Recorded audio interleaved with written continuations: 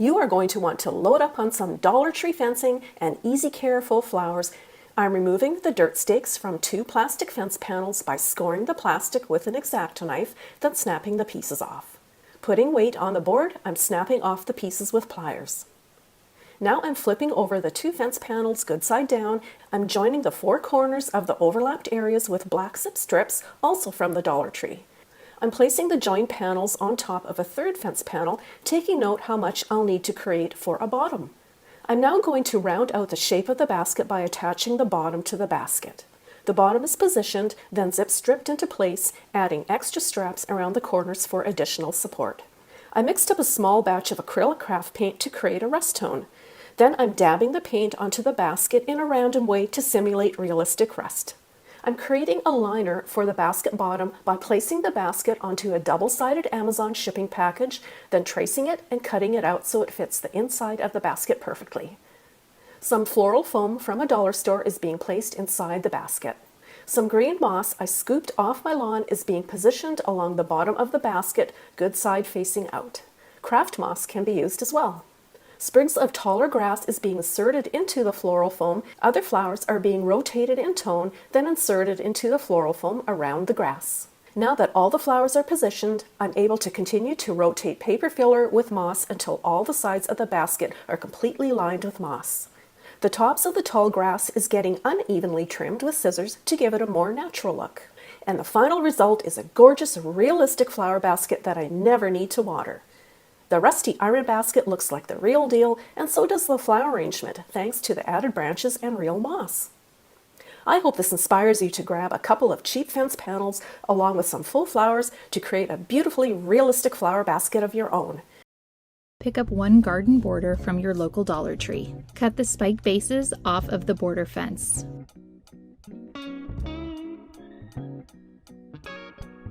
Add small black zip ties to attach the wreath form to the border fence. Wrap the border fence with small twinkle lights all the way around.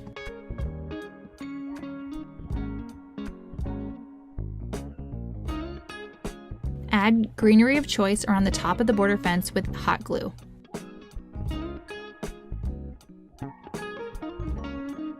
There you have it, a cheap way to create your own boho-inspired pendant light for your home for less than $10. I hope this inspired you to try this DIY home decor project. All right, so we are going to start our project with these flexible plastic garden fences. I got mine at Dollar Tree. You should only need about 4 of these for this project. And I'm gonna start with the first 2. I'm gonna start by cutting the bottoms off of this. Just using regular scissors for this part. You wanna make sure you're using sharp scissors. These ones are a little dull. So now that I've cut the spikes off, I'm gonna get those out of the way. What we're gonna be doing is we are going to be laying our pieces of garden fence kind of overlapping. So I'm gonna have it overlap about this much. So these 2 pieces are kind of overlapping with the other side. But I'm just gonna cut it and I'm going to secure these 2 pieces together. Now you can use a variety of things for this. I'm gonna be using floral wire for this. I'm gonna be securing this on 3 points. So I'm probably gonna secure it up here and here because I don't want it wiggling too much. So see if you only secure it in one spot, it's really gonna be a little harder to work with, especially with what we're gonna do for this project. Now what we're gonna do is we're going to basically connect these on the same place over here. We still wanna maintain that round shape, but we'll get into that in a bit. So yeah, we're gonna do the same thing essentially on the other side, and we will be back. So what we're gonna do is we are going to take our round piece and we're gonna lay it over, because essentially we're gonna be using this as our bottom. So yeah, so we're gonna use this over our bottom, kind of best fit and see where we need to cut along the fence here. So I think I'm actually gonna cut right here. So we're gonna set this aside. We're gonna place this over and we are going to work on attaching this top piece to this bottom piece. I'm gonna do it, I'm gonna start in 4 corners and then I'm going to see what other positions need to be added. So now what we're gonna do is we are going to cut off the excess over here. So if you can see, we have a little bit of excess here. I'm gonna flip this over. I'm just gonna make sure I cut off as much of it as I can. There we go. All right, so now we have this round piece finished. We got our base done. So we're gonna move on to our next step, which is creating a top. All right, for this next step, we're gonna take our 4th piece of fence and we are going to essentially be separating it. So I'm gonna cut down the middle first just to make it a little easier to work with.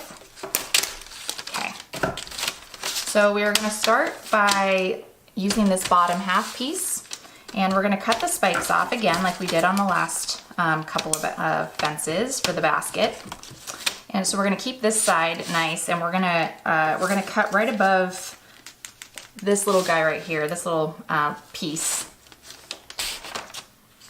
And we're gonna go straight across. Okay, so we have this piece already. I'm gonna put it on this to the side so we can work on the other one. For this piece, we are going to cut across, but we are gonna cut across this top part. We're gonna get rid of the little spiky guys and the little hoops.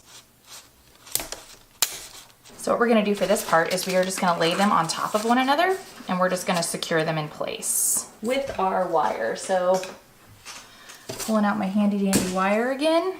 We're gonna do the same thing we did to secure the other part of our basket.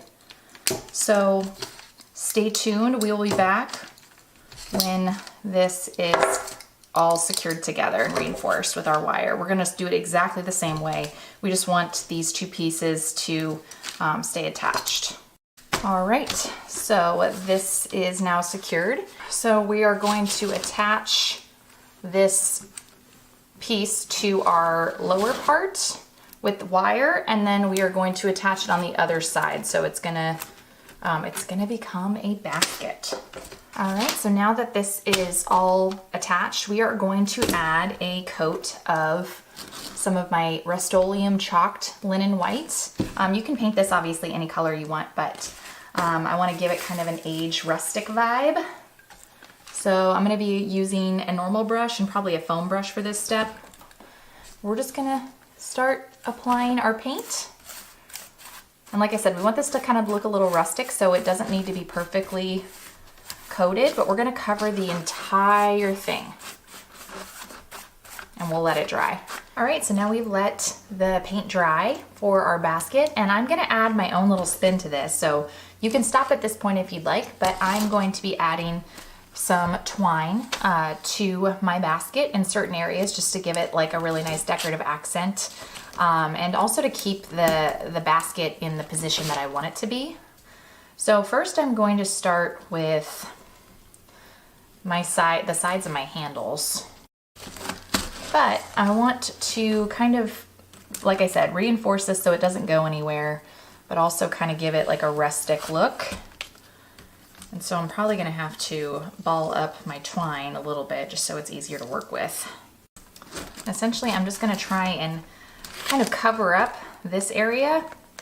So I'm gonna go ahead and keep wrapping my twine, so we will be back when we're ready to move on to the next step. So now that I've wrapped the top and the sides with the twine, so we're gonna take this and we are gonna go put it out on my screened-in porch for where it's gonna live.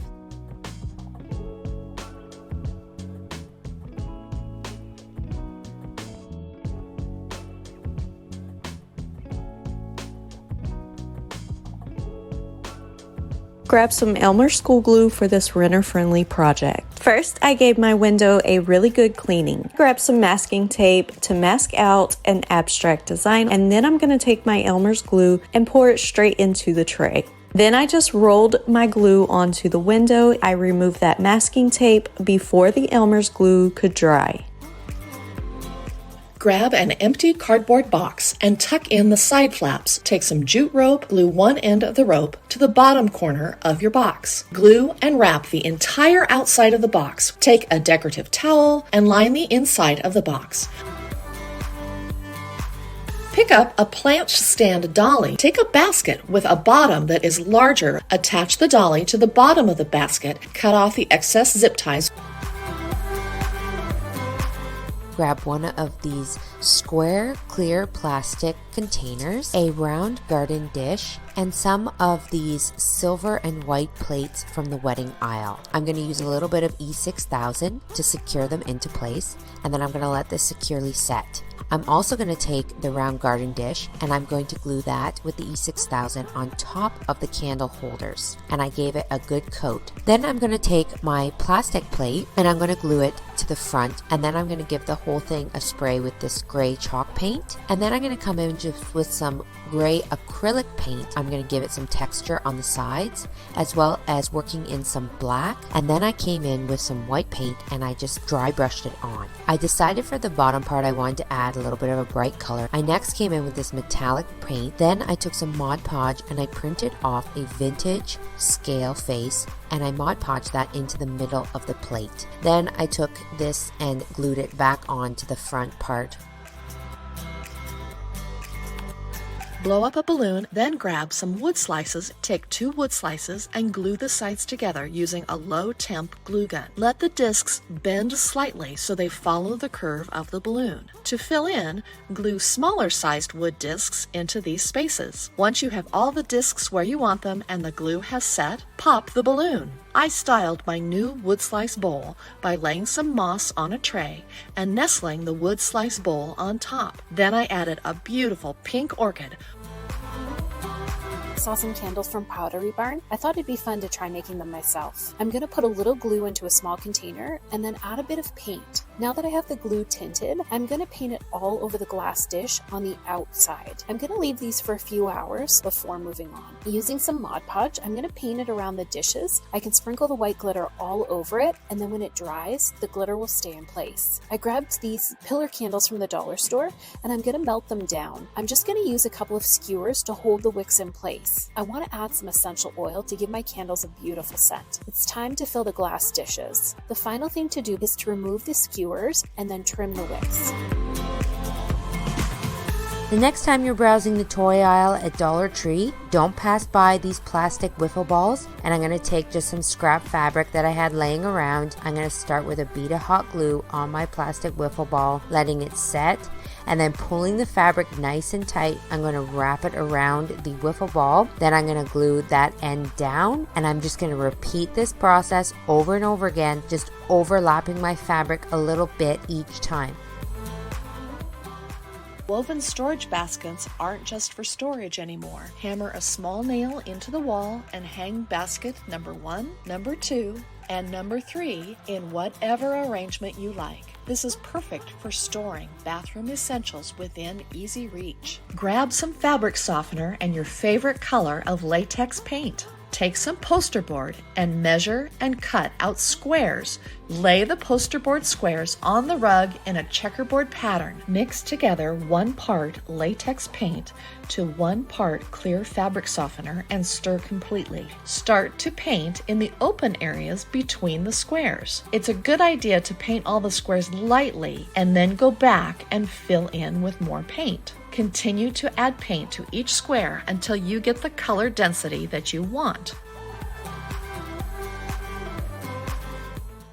Start to paint your pots and saucers with a matte finish paint or chalk paint. Take a paper napkin and separate the 2-ply layers. Draw a circle and cut it out with scissors. Take the saucer and brush the decoupage glue so the bottom and sides of the saucer are covered. Place the paper napkin circle and press down in the center and smooth the napkin out. Dip a small paintbrush in water and brush along the top of the saucer. Add a final layer of decoupage glue. Take a strong adhesive glue and place a ring of glue. Place the saucer on top of the bottom of the pot.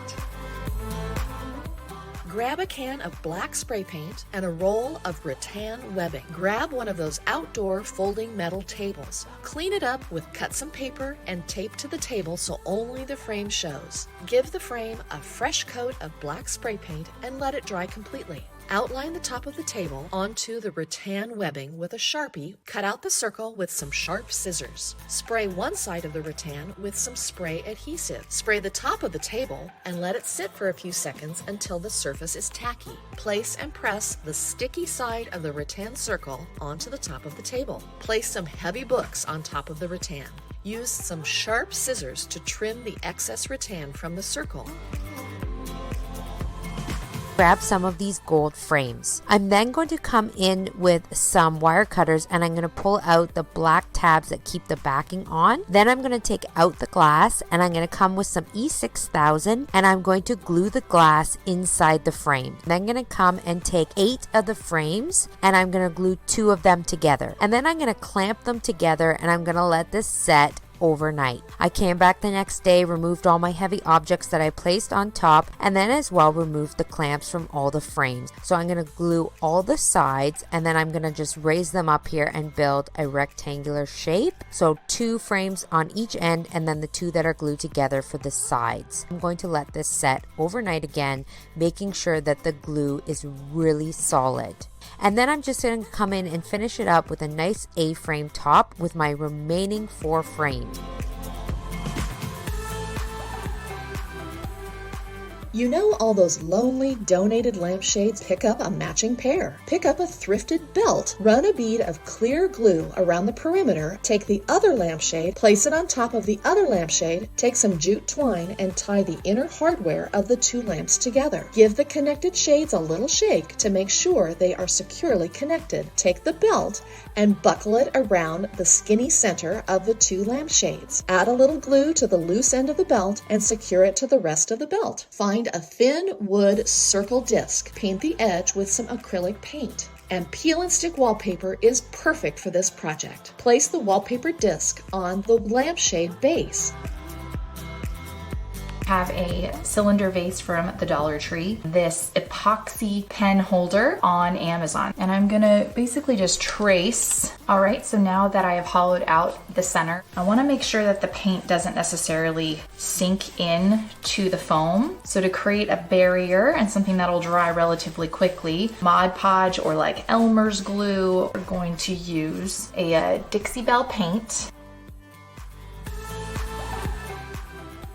Quick trip to my local Dollarama. Separate the layers, cut the napkin so that you have enough to cover the body of the jar. Now I'm using some clear glue mixed with a tiny amount of water, paint it onto the side of the glass jar. Then lay down the paper nap and then using a piece of scrunched up plastic wrap, use that to pat down the napkin and eliminate any wrinkles that way. Draw around the lid because that will be the right size and cut out the piece of napkin, stick it to the bottom of the jar in the same way. Using the same process, cut out a circle for the top and a little strip for the edge and stick it in place. When it was dry, I decided to give it 2 coats of a gloss varnish. I've taken a battery operated puck light and stuck it into the lid of the glass jar.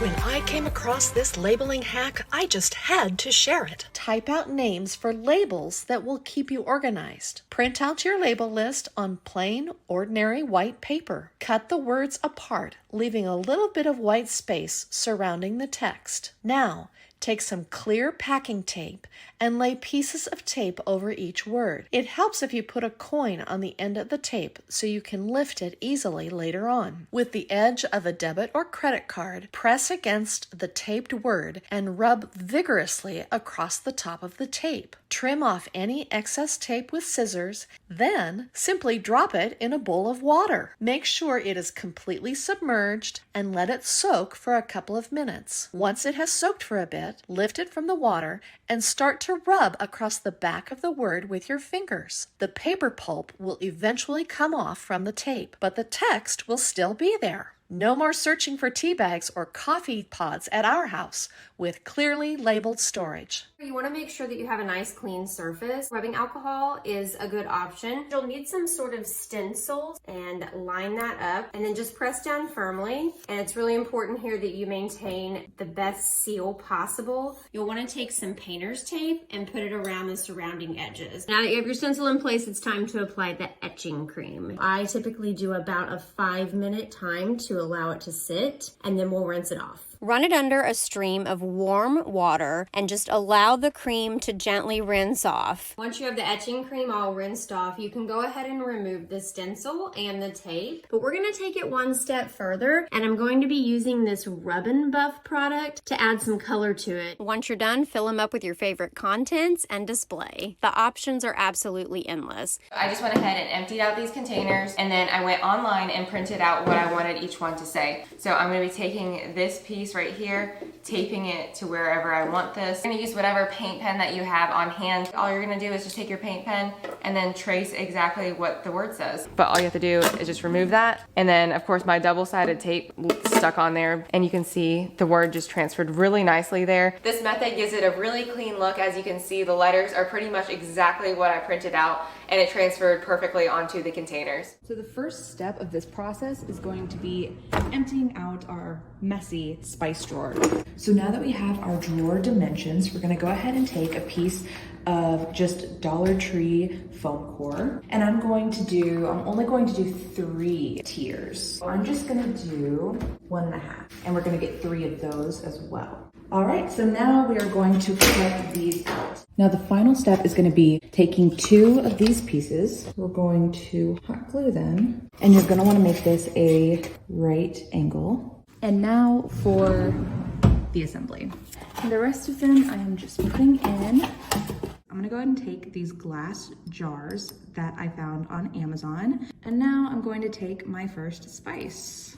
And that is it. So now we're gonna close this up. So I got these from Etsy. You could really get them from anywhere. I believe Amazon has quite a bit of them, Etsy, and then you could just make your own if you'd like. I'm gonna go ahead and start adding our spices. It's just so farmhouse and fresh. I love it. I picked up these containers at Dollar Tree. They can be found in the travel section. The first thing I'm going to do is use some nice and strong super glue or E6000 and attach the magnets to the bottom of each one of the containers. While that's drying, I'm going to upcycle an old picture frame. On the back of this frame, I am going to add some magnets. Now I'm going to use these glittery black stickers I found just to put the word spices on the bottom of the frame. So I'm using a Sharpie to write the name of spices that I use most often right on top. Now it's time to fill up the jars. I'm going to put up the frame first where I want it, and then I can just stick the jars right on the fridge inside the frame. I love having these right at my fingertips instead of having to dig through a cabinet. To begin, I purchased a 36 by 48 piece of acrylic from Home Depot.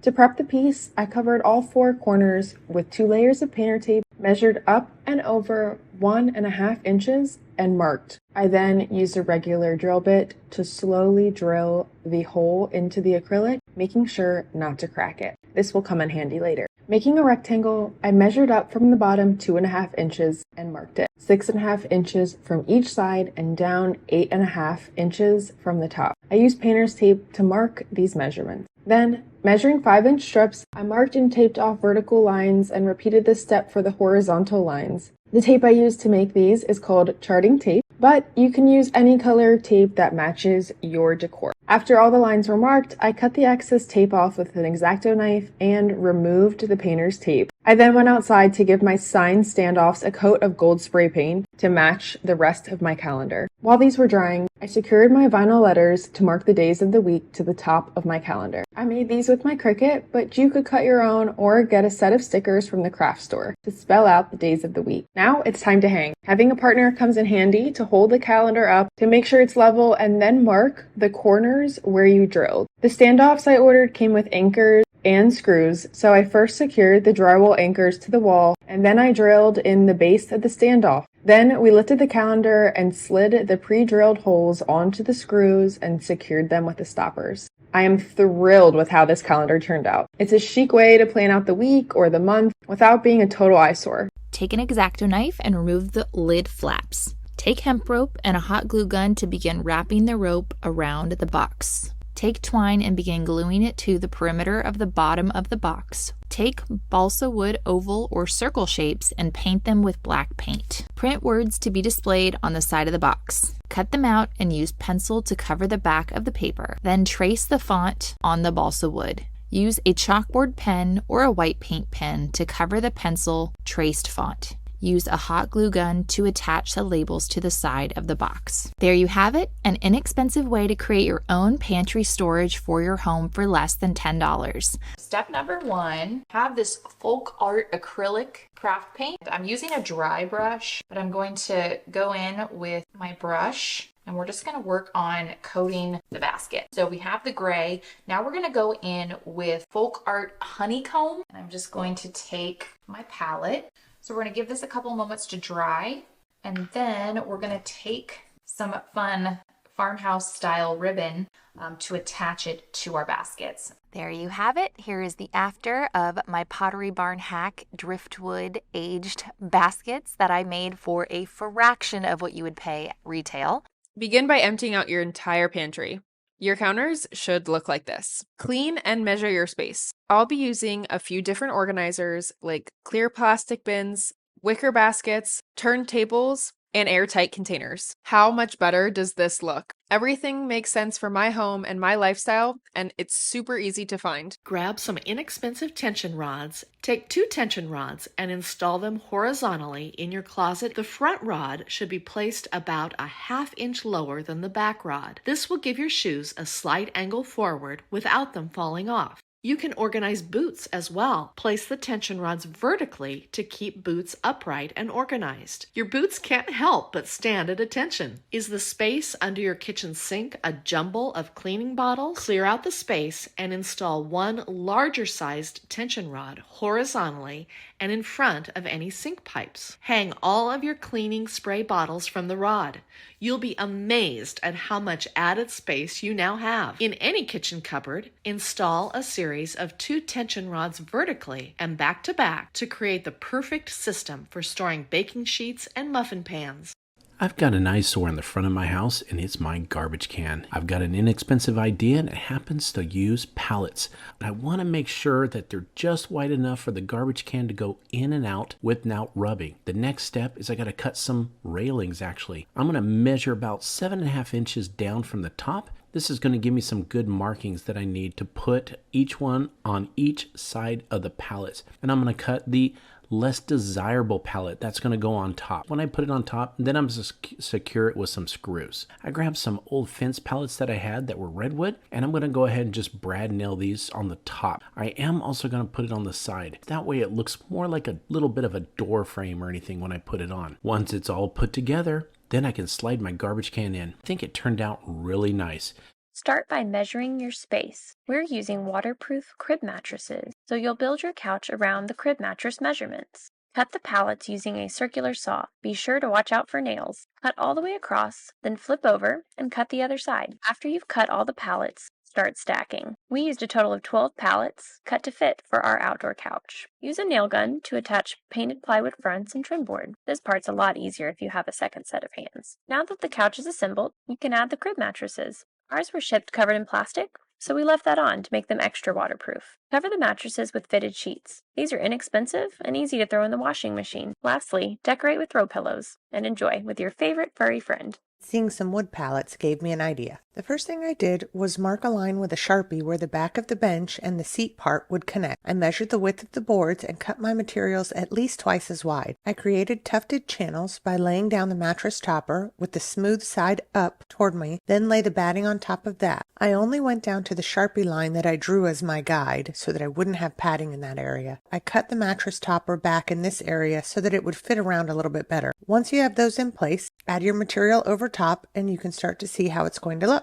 I secured the fabric at the bottom where my Sharpie drawn line was. I lifted my pallet and started securing things in the back. At the top, I secured the fabric as well. Now, for the bench. I cut my second pallet in half lengthwise. Then I cut the mattress topper, batting, and fabric to size. I secured everything in place and then flipped it over to work on the bottom. I chose to reinforce the sides of my bench with 1x4s on both sides. For the legs, I just used leftover wood, joined them together, and then secured them to the bench. Now it was time to put it together. Once the bench and backing were secured, I could start working on finishing the top. To do this, I laid a piece of fabric, pretty side down, over the top. Then I attached the tack strip along the top, making sure to staple it onto the edge of the wood. I added a 1x4 along the bottom of the bench. Again, I added mattress topper and secured that in place. Then I added the fabric and tack strip along the top. I wrapped the fabric along to the side and secured it in place. This was a fun challenge to take on. It was sturdy, the exact height we wanted, and at a price that fit the budget. I grabbed a free pallet for this genius garden hack. I used a hammer to remove some of the boards carefully. I left the nails in the boards so that I could use them again. I made 3 rows with 3 boards tight together on the bottom row, 2 boards together in the middle, and 2 boards near the top. A reciprocating saw to cut the extra off. I flipped the pallet over and followed the same pattern with 3 boards together on the bottom, 2 in the middle, and 2 at the top. I cut more 1x4s to fill in the bottom of each section and secured it with 3 nails on the front, and I hammered in 3 nails on the back side. I gave the front a quick sand. Next, I filled each section with soil and planted my favorite herbs. I used my Cricut to print stencils to paint labels for each section. When applying the stencil, I first sealed it with Mod Podge, and then I let it dry before painting with acrylic paint. Once the paint was near dry, I removed the vinyl and did some touch-ups with my black acrylic paint pen. And now I have the most beautiful herb garden that can also be hung on the wall. First thing I'm going to do is I took a spare rug that I had, so I'm just going to unroll this. I've gotten a couple of these pallets. I'm going to put these on my rug, and I'm just going to lay these down right here. And then I'm going to get started setting up for our picnic. My backyard goes downhill a little bit, so I've taken a couple of containers because I want these to be even so that people can dine on them. And one right here. So I have these great hard slate placemats.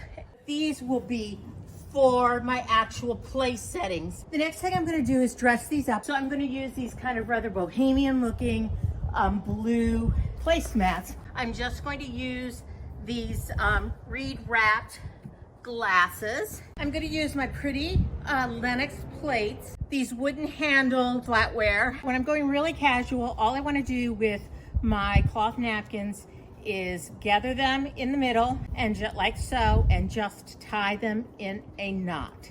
And I'm just going to toss those right in the middle of each one of my plates. So I just took battery lights like so and fed them right down inside my jars. Just let the wire go right down underneath the pallet. I have my jars all lit up and all the way down the middle of our table, and I just went to my closet and grabbed a couple of scarves, and I'm just gonna kind of weave those in between my jars. So I am going to add all kinds of blue cushions, but I wanted to show you how easy and how fun it is.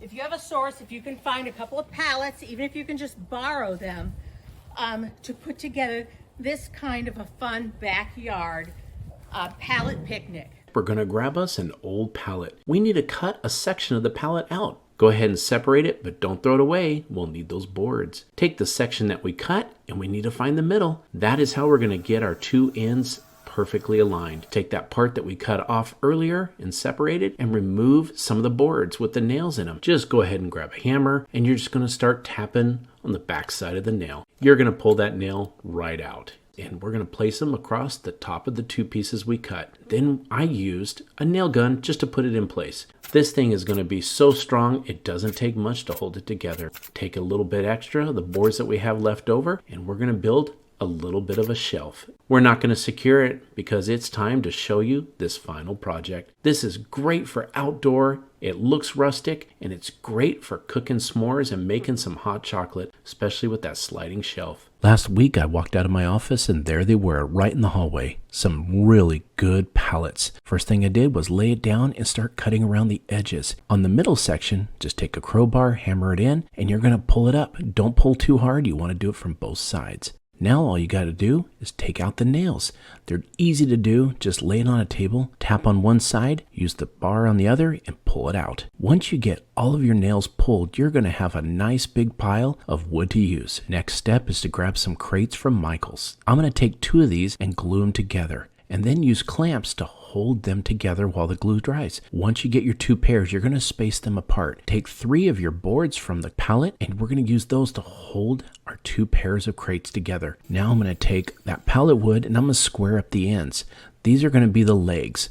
And then I will take the front, the same length, and put it there, glue and nail. Now, the support boards for the pallet, I'm going to screw those in the back. Now it's time for more glue. Again, I'm going to use pallet wood. On the pallet boards, I cut 1 piece, just enough to have a little bit of an overhang, and then I put a little piece in between. Once I get it all glued down, I just took those brad nails and put them into place. Now it's time to work on the back. Wanted to make sure it wasn't too tall, but I took some of that pallet wood and nailed it into the sides. It's time to put some hanging hooks on. Just screw them right into the boards. Now, let's put this thing in place. And I went to Dollar Tree and grabbed a bunch of items for only $1. This is our potting board right here. It just turned out great.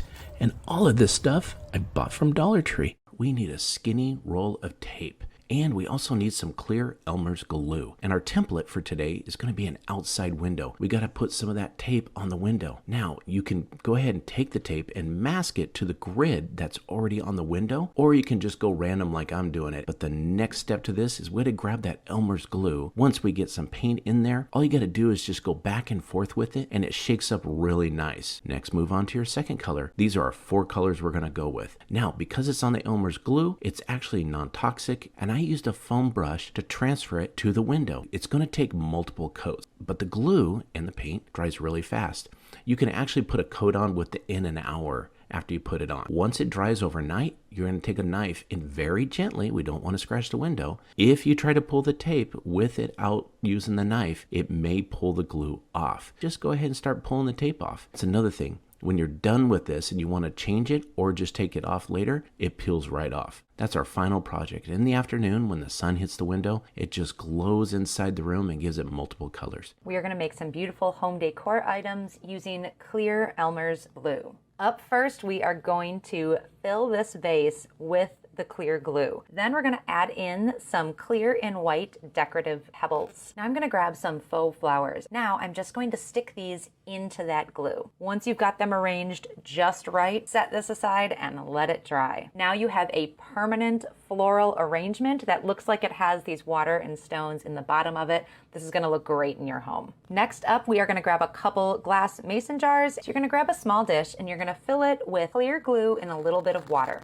I used about 2 tablespoons of glue and about 1 tablespoon of water. Then I'm going to drop in a little bit of food coloring. Then stir it up until it's mixed really well. Grab your mason jar, make sure it's nice and clean. Pour that dark blue mixture into the jar and swirl it around so it covers everything. Once you've swirled it all around, you can dump the excess back into the original container. Now we want to let this drip for a little bit. Let it drip for about 10 minutes. Take a paper towel, wipe off any excess drips that are around the rim of the jar. Then place this upside down on a piece of parchment paper. Pop it in your oven at 175 for about 20 minutes. After 20 minutes, take it out, turn it right side up, and let it cool completely. These jars make great decor around your home. Just remember, they're not vases. You can't fill them with water, but you can definitely display some dried flowers in them. I'm going to take the piece of glass out, and I'm going to draw a grid of squares and rectangles with black puffy paint. When that's done, I want to let that dry completely. So I'm going to use a little bit of clear glue and a few drops of paint. So on that piece of glass where we added the puffy paint, when it's completely dry, I'm just going to use a popsicle stick and transfer some of those beautiful blue colors onto the glass. But a little goes a long way because you don't want this to run over the black line. Once everything is done, you can grab a toothpick and go back and just pop any of those bubbles that are in there. Then set this aside and just let it be. Once it's dry, pop that glass back in the frame, set it up by a window, and you have a beautiful piece of faux stained glass for your home. The carpet in my office needed to be replaced, but it just wasn't in the budget. But torn and crumpled paper was. Mixing equal parts of glue and water, I made the paste for the floor. Using a wide paintbrush, I applied the glue to the floor,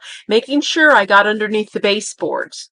Then I laid down the paper and brushed the glue on top. I continued to apply the glue to the floor, then the torn paper, and then more glue over top of the torn paper.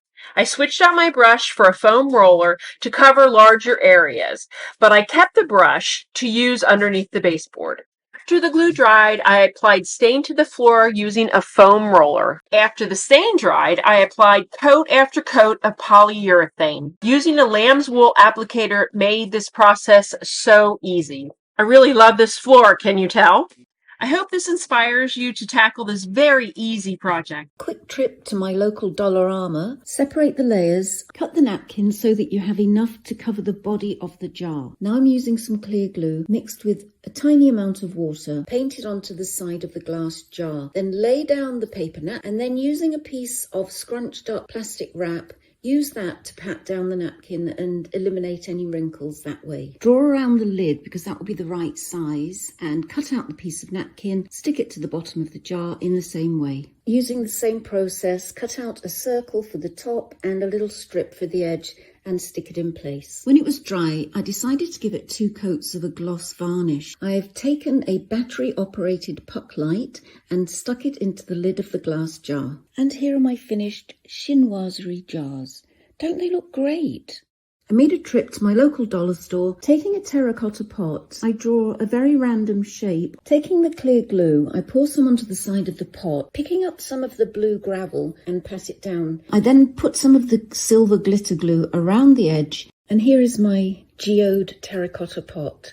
So I put 2 spoons of cornstarch and 2 spoons of Elmer's glue, and that's what we're looking for. I'm going to use this really lovely mandala stencil. Going very carefully, I'm now going to apply it. The whole stencil is covered, and now for the moment of truth. Very, very, very carefully lift this off. This is the next day now. I left it overnight to dry. Also sanded it very lightly. Okay, just going to give it 1 coat. Then leave that to dry now. Just look how subtle this little design is on this tabletop. And all that with cornstarch and glue. It's really amazing. So we're going to start with this cellophane piece here. So I'm going to make the line here. I'm going to go ahead and cut this. Just put a clear dot, or you could run a clear line. And next, I'm going to go ahead and place the cellophane onto the glue and glass. So I'll go ahead and continue putting the glue and the cellophane up on all the windows. Here it is, all finished, and I couldn't be more thrilled. I took the table apart, separating the glass from the metal ring. Laid the glass on top of the picture. I mixed 2 parts white glue to 1 part black craft paint. I outlined the sun. And once the lines had dried, I cleaned up any lines that were too thick by cutting them away using a utility knife. I painted the background using a 1-inch wide brush. I added designs to each panel. I gave the paint 2 coats of spray sealant. I used a medium grit sanding sponge. I painted the metal bright blue. The table looks great in our outside space, and friends can't believe that I painted it. I'm going to stick these grasses and weeds to this glass.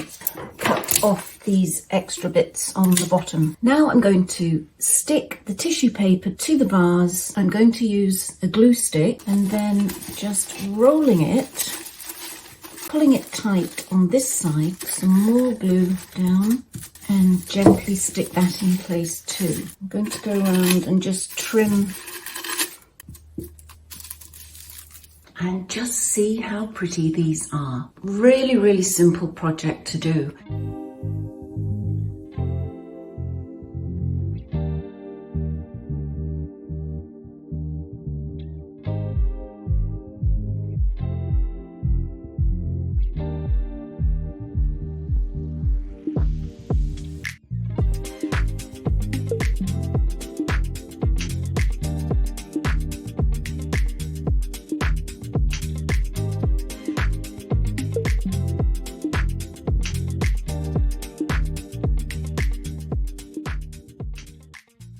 Grab a Dollar Tree solar light and one of those tall glass vases. Put the base of the solar light into the vase and then fill around it with some decorative stones. Add the top and use these on an outdoor table to add some soft lighting. Remove the top of a solar light and wrap some floral wire around it to create a swing. Place this inside a paper lantern and use these in your outdoor space. Grab a few small clay pots. They can even have the soil in them. Place a solar light into the middle and fill around it with stones to hold it in place. You can use these small pots to line a walkway. Grab a larger planter, place a few solar lights in it, and then fill around it with rocks. It's a great way to add light to a corner where solar lights don't naturally stick into the ground. So I picked up a couple of these dollar store solar lights, and I'm going to take them apart. I just need that kind of crystal plastic part and the top. So I'm going to cover the light bulb on the bottom, and then I'm going to cover the solar panel on top, and then use a craft knife to cut around it so you get perfectly straight lines. This is a 7-inch basic embroidery hoop. So I'm going to untwist this screw and put that aside,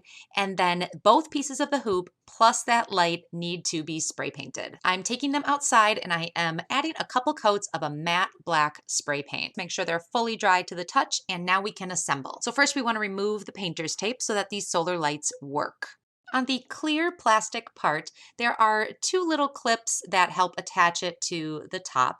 And I'm just going to take some floral wire and wrap it around each one of those clips. Wrap it nice and tight so it hugs the plastic closely. And then I'm able to screw the black part back on top, and the wire is still going to hang out either side. I picked this chain up at the craft store. It is actually in the jewelry section. I'm going to thread the chain through the screw and tighten it about halfway. The solar light is going to hang from the inside hoop.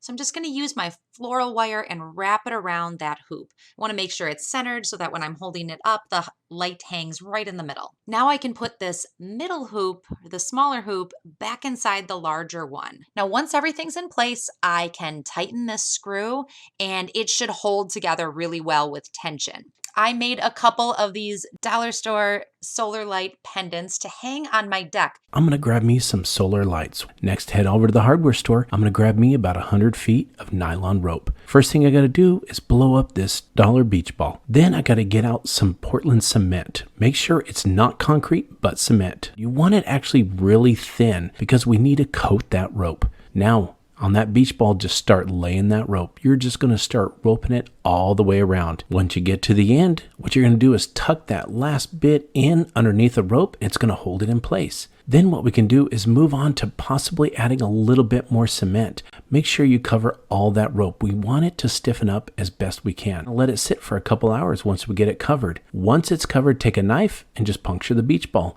Once we get it all the air out, just go ahead and pull it through one of the bigger openings between the ropes. Now, I want to clean it up. Took a little bit of a plastic fork and just clean up the edges. Don't want anything flaking off. Take a squirt bottle and start squirting all the string, and you're just going to powder it with the cement. Just keep doing that all over. What this does is make it thicker and strengthen it up. We're going to grab that dollar light again. Take out the bottom part.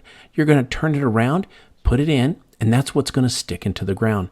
Go ahead and put it right into the ground, right in the area you want to put it. And then you're going to take your string orb and you're going to put it right over the light, right in the middle, and lay it on down. Once it's in place, it just looks really good, just sitting there. It's waterproof because it's on the nylon rope and it's made out of cement. But once night comes, look at it light up. It is amazing to see from your yard and from the street. We're going to start by cutting the 4x4 down 28 inches. Next, we're going to take the post cap out of the box and prep it for painting. Decided to use some spray paint on them to get the look that I was going for. So I'm covering up the solar panel, and then I'm covering up the glass frame around the light. Next, using a hacksaw, we're going to cut down the angle bar into 4 pieces, 24-inch pieces. You want to use a hacksaw with multiple tiny teeth because it makes the cutting process a lot easier.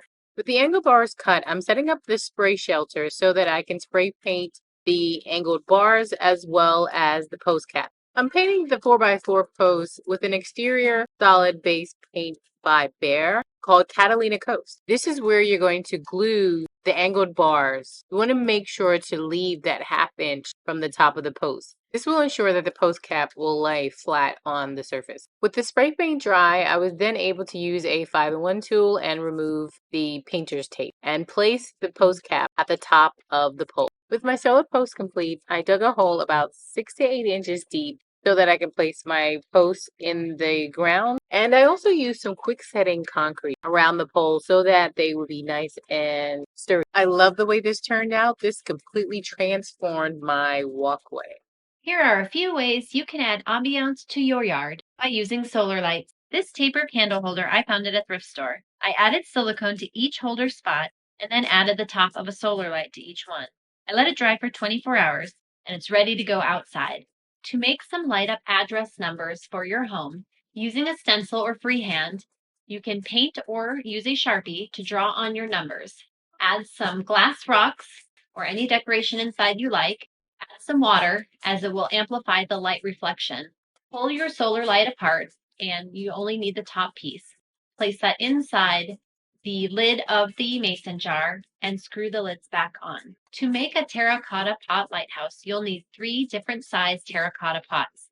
This is so they'll stack easily. Start by painting your terracotta pots whatever color you like. Pull the solar light apart and cut the little stem off the solar light to make it flat.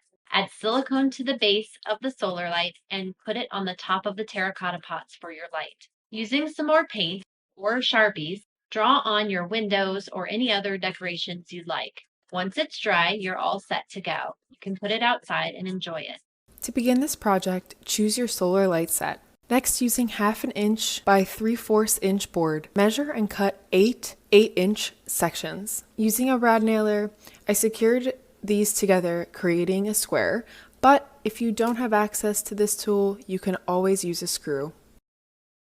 Next, decide how long you want your light to be. We chose to use a 1 by 2 by 30 inch board. After sanding, find the middle of the board and mark off 5 points. We spaced ours 5 inches apart. Using a paddle bit, drill through the center of the board. After finding the center on the side piece and the length board, line them up and then secure.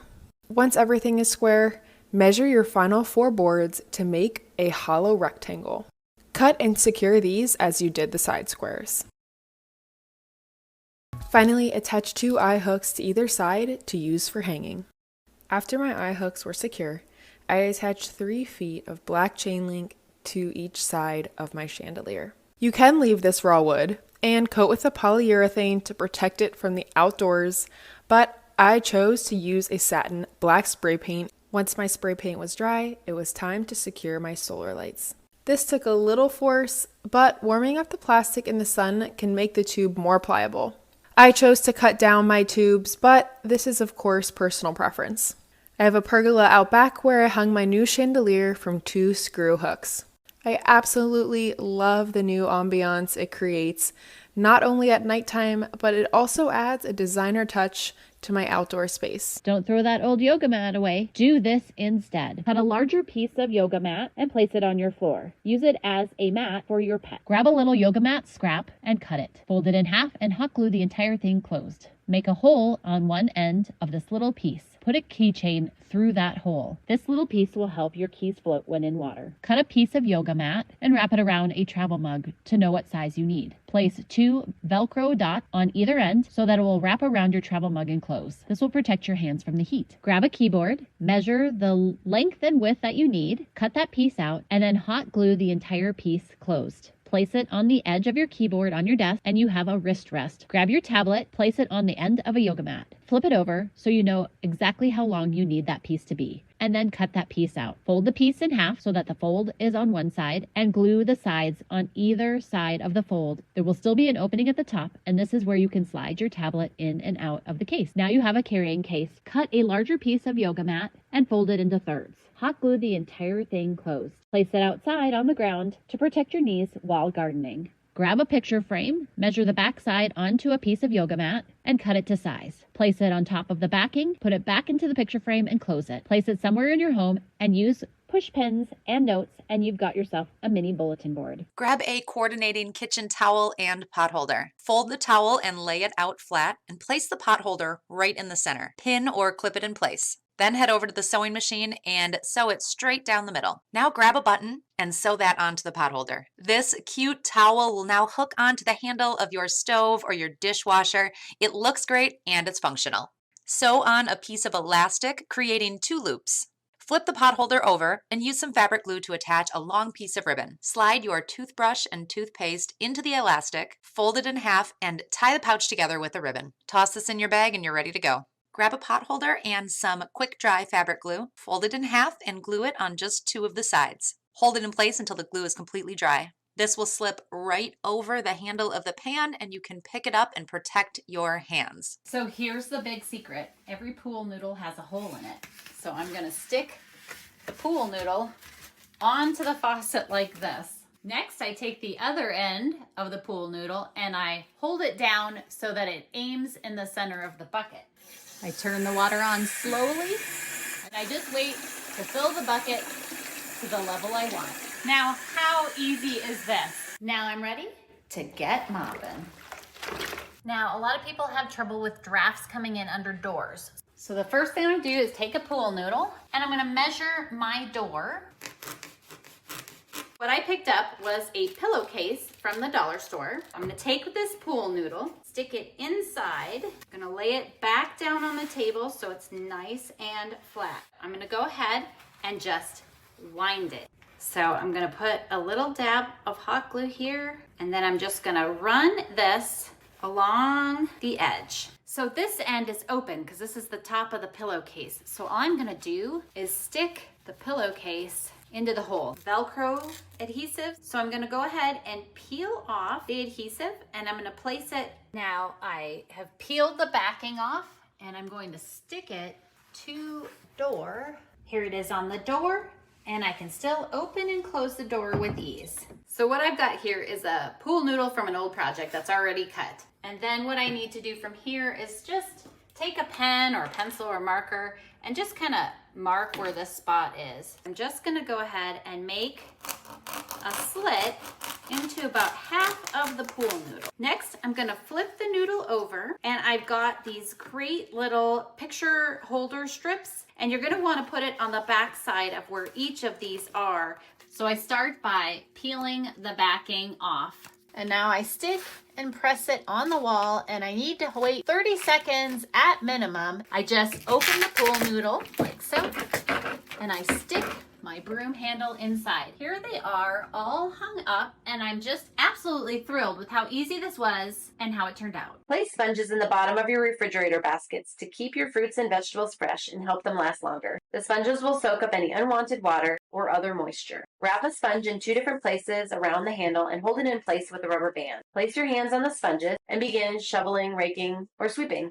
It'll protect your hands from getting blisters. Place the sponge between the wall and the hammer. Pull the nail out while protecting the wall with your sponge from the metal of the hammer. In a container, add a half a cup of water and a half a cup of fabric softener. Mix together and add your sponges. Let them sit for a while to soak up the mixture. To use them, squeeze out the extra fabric softener back into the container. Toss the sponge in the dryer with your wet clothes and turn the dryer on. When your load is dry, pull out your sponge and put it back in the fabric softener mixture because they're reusable. Grab a toilet paper roll, cut a slit down the toilet paper roll, tape 2 of them together, slide them onto a hanger, and slide your pants over the top of the cardboard. This will stop your pants from getting creases in them. Take a cord, clip it into a pants hanger, wind it around the hanger, and clip the other end into the other clip of the pants hanger. Now you have some easy cord organization. Place a rubber band on each side of the hanger. Place your garments onto the hanger. This will keep anything from slipping off the edges of your hangers. Grab a couple of old business cards. Fold them in half. Place one end over the top of the pants and clip that into a pants hanger. Now you can hang your pants with ease and it will not leave any crease marks. If you have wire hangers, grab 2 clothespins, clip them onto the wire hanger, and then clip your pants onto the hangers. This will prevent creases as well. Now, if you're short on storage space in your closet, all you need is a chain. Place one end of the chain onto your hanger in your first outfit. A couple lengths down, place the second hanger with the next shirt or outfit. This hangs them all vertically, saving you space in your closet as well as keeps it nice and flat. Grab a hanger and a package of shower curtain rings. Place all of the shower curtain rings onto the hanger, or as many as you need. Grab your necklaces and place them onto the shower curtain rings. 1 item per shower curtain ring. This keeps your jewelry hanging nicely and it makes it easy to grab when you're getting dressed. Grab your scarves and slide them through the rings. This will keep your scarves nice and organized, works well for decorative scarves and winter scarves. Grab your baseball caps and focus on the back side of the cap where there is a loop. This hangs them sideways into your closet and is a huge space saver. Take 2 wire cabinet shelves and 2 plastic bins. Bend the legs of the shelves towards the center. Place storage container lids in the grooves. Now you have the perfect plastic storage container organization. Take 2 wire shower caddies and weave them together. Use zip ties, cut the zip tie tails. Place shower caddies. Now you have the perfect storage for cooking pans, baking sheets. Let's start with that mess of plastic bags. Lay it out flat, fold it in half, then in half again. Fold it up into triangles. I'm going to take the handles and tuck them into the little pocket of the triangle. Now that same amount of bags fits in that container. To fold a larger reusable bag, lay it out flat and fold it into thirds. Fold the bottom up, tuck the handles in. Now you're able to store these bags vertically. Lay out your kitchen towel, fold it in half again. Fold it into thirds, right into the pocket you created. It's not going to become unfolded. Fold a bag of chips, bringing each corner together on a diagonal. Flip the bag around and fold it down 3 or 4 times. Fold over the corners. It's not gonna leak. Start by tucking in the 2 side pieces. Squeeze the sides together and tuck that final piece, making it line up really nicely in your pantry. Next time you're at the garden center, make sure you grab a tomato cage. I took the prongs of the tomato cage and I attached them together at the end using a zip tie. Then I'm going to take some greenery and I'm going to begin wrapping it around with zip ties, making sure that it holds in place. I'm going to work on some fairy lights here around as well. These are battery operated. And then I'm going to take a old rusty planter that I have that needs a little bit of a makeover. So I'm just going to spray it with some primer. And then as well, I'm going to spray it with a nice almond color spray paint. Fill it with rocks to add some weight. And then I'm going to put my tomato cage upside down. And here I have a beautiful topiary for my front porch. And at night, when the fairy lights turn on, they're on a timer, they light up, and I add some beautiful ambiance. I'm using a galvanized pail that I got from Walmart, some brown chalk paint from Folk Art, and then from there I'm applying some white paint. So I'm just going to let this dry. I'm going to be taking 3 of these cute little pumpkins that I got from Dollar Tree, white acrylic paint. So for this next step, I'm sawing off the stems of my styrofoam pumpkins. I am going to be sawing through my pumpkins, and I'm actually taking some Mod Podge and I'm covering my entire pumpkin and then applying my fabric. And then we're going to let it dry. I'm going to be taking my fabric and I'm actually going to be applying it to a paper towel holder that I got from Dollar Tree. And I am going to be placing the paper towel holder on top of it. And the slits that I had cut into my pumpkins before, I'm just using those as kind of a guide so that I can cut through the fabric. And I'm going to be stacking my pumpkins on top of the paper towel holder through the slit. And then I'm applying the moss with hot glue. I had a branch from my backyard and then I used hot glue to apply it to the top pumpkin. I hope this inspired you to create your own pumpkin Dollar Tree topiary for your home. I have one of those foam crafting pumpkins and I want to make a hole in the top of this one and also in the bottom. Smaller pumpkin, and I'm going to cut a hole in the bottom. I have my drill and I have a longer drill bit on it, and I'm gonna just drill some holes around each of the pumpkins. And I'm just taking a small amount of brown paint and I'm just following the ridges of the pumpkin. I'm taking a small string of Christmas lights. I'm gonna pop some in there, and then I'm just gonna put the whole thing into the top of the middle pumpkin and run it out the bottom. Now I'm gonna glue the pumpkins together. And now I'm gonna add a stem. I cut some bittersweet vine from my backyard and I'm just gonna wrap it around the sections of the pumpkins. And here's our little pumpkin topiaries at night. I want to just cut off the corners of this big hunk of styrofoam, but I'm going to wedge this all the way down. We're going to start with some fresh plants. Then back here, I picked a couple of mums and I had some scraps of dowel rods, some beautiful silk leaves, and push these down in the middle of my styrofoam here. I have things like pumpkins that we're going to add. So I just picked up things that I thought were nice for fall and nice color, but would raise up above. And I had one of these inexpensive chain leaf garlands left, so I'm just going to cut it apart and add some of these. Here is my beautiful urn and it just adds so much down here at the bottom of my steps. Time to break out of jail. That is, the Walmart ball jail. You also need some green reindeer moss. Start by spray painting the Walmart ball with moss green spray paint. Separate the large pieces and stretch out any chunks that are thick. With a can of general spray adhesive, spritz a small portion of the ball with the adhesive. Take a small patch of green moss and press it onto the ball in the sticky area. Press and hold for a few seconds to make sure it sticks. Continue to spray the ball and attach the green moss to the outside. Once you cover the entire ball with spray adhesive and moss, give the entire moss-covered ball an overall coat of the spray adhesive. Style it in a woven basket for a textured boho look. Place in a low, colored glass bowl for a more modern look. And for a traditional look, a large ceramic pot is perfect for this moss-covered ball. What I'm going to do is I took a scrap of styrofoam and fit it down in here, and I wedged it really tight. And now I am going to set this right on top. Now I cut some little wedges of styrofoam, and I'm just going to tuck them right in here.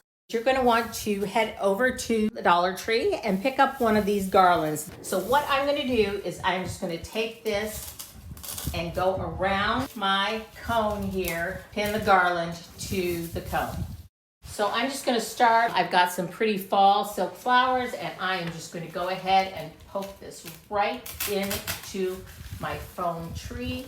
Now, if you don't have one of these fancy pick machines, one of the alternatives is wood wired sticks, okay? They look like this, and you buy them in a bunch. What you do is you put the wood wired stick up next to your stem, and you take this wire and you wrap the wire around the stem really tightly and around the green stick. At the end, you must wrap it just around the stick at least a couple of times, and then that won't come off. See, I can stick this right in. Here is a leaf that has just a stem that's not firm enough to stick into our styrofoam. We only need a little bit of this skewer, and we're going to put that stick right up next to the leaf, and then we're going to take the floral tape and wrap it around the leaf and around the skewer, and now you will be able to add that really easily. I'm just going to go ahead and keep building this up.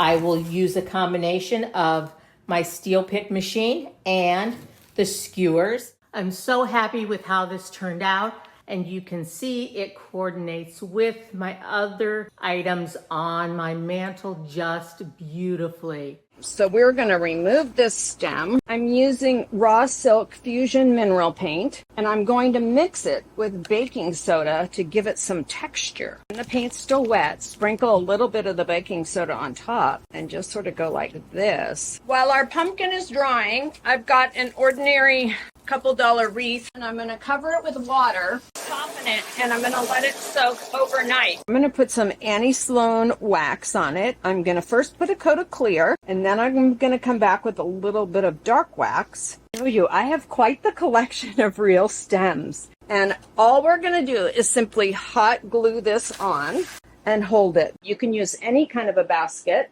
And I have this tall flower pot that I'm going to put in the center. I have some old burlap bags. I'm now going to take a grapevine wreath, and I like to pull it apart a little bit and just fit it right over the top. Now I have a large handful of Spanish moss, and now I'm going to place the pumpkin that we created. I'm going to add some berries. I just picked a couple sprigs up at Michael's. There is our front porch pumpkin decoration, and the beauty of this pumpkin is it will last forever.